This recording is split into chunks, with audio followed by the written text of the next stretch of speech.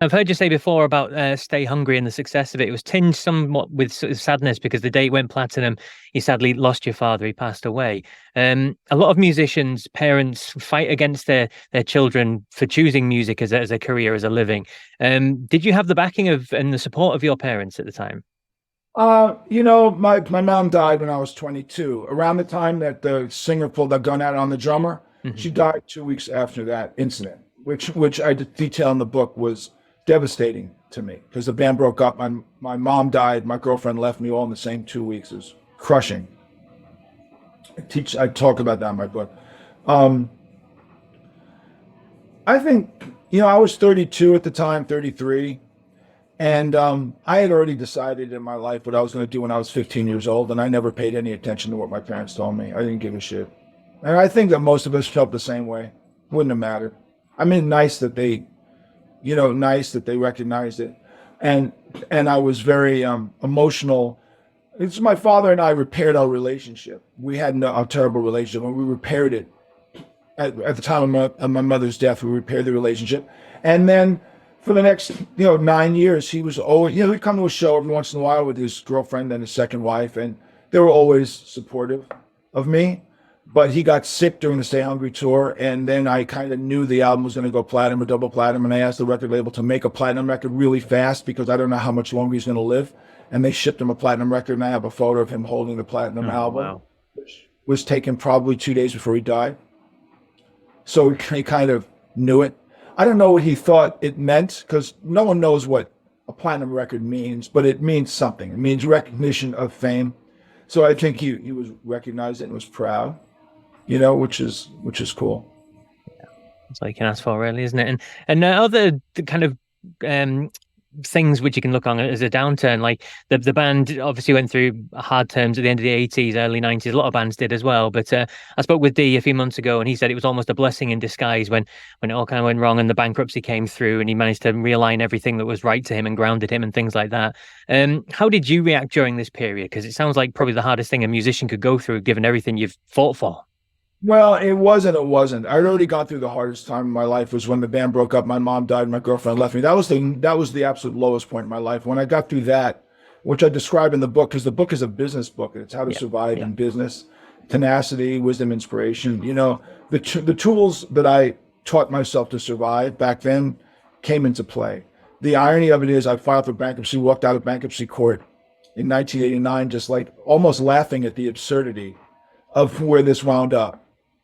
We went through like this incredible, struggle and then incredible. And then here I am 3 years later in bankruptcy court. I'm almost laughing at the absurdity. And I knew exactly why this was happening. It wasn't like a surprise. Let me be really clear about this. There's three kinds of people in the world. There's the people who make it happen, the people who watch it happen, and the people who go, what happened? And I was never going to be the one that said what happened. I was either going to make it happen or watch it happen. I knew exactly why it had to go that way. So I was prepared to deal with it. Still in all, I had to go. I lost everything. And the next thing you know, I'm working overnight at a pool hall that my friend owned because I needed to make money. Then I worked selling stereos for 4 years, remarried, had a kid. And, pretty much thought, well, maybe that's just it. Maybe I had my shot. It was great, and I'll just wind up being a stereo salesman for the rest of my life. And then all of a sudden the band Seven Dust came my way because I had worked with them for years as other names of other bands. And I produced a demo, and then Mark Mendoza and I produced their album. That became a hit. And I pulled myself out of bankruptcy and managed them and made a lot of money and bought a house, and everything went back up again. Everything kind of like went from here down to here, then back up again. And then my second wife left me, and I needed a heart operation because I suffered from atrial fibrillation, and everything came crashing down again. And I sitting there marveling at the absurdity of all of it.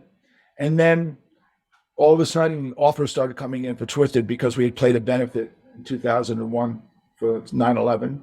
And all of a sudden, all these festivals said, you know what, if Twisted can come back, we want them as headliners.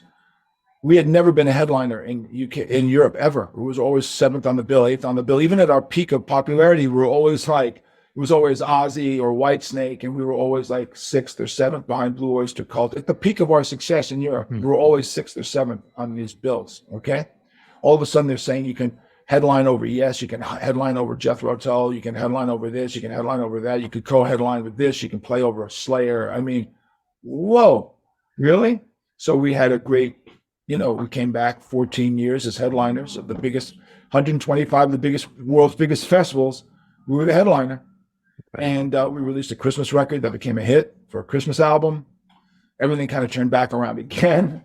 My brother describes my life as this like crazy up and down, up and down, up and down, up and down, up and down, up and down. So, It's a literal roller coaster. Yeah. yeah. And I said to my brother, look, I'm an entrepreneur. Entrepreneurs, that's what we deal with. There's entrepreneurs and there's people like my brother who was a school teacher, wanted a nice, even life, 30 years. I said, there's people like me, we're risk takers. When you're a risk taker, you have giant swings of successes and failures. And how you accept the failures is what makes the difference. The failures are tough, but they teach you lessons. I know that's a cliche. I get that it's a cliche, but it's true.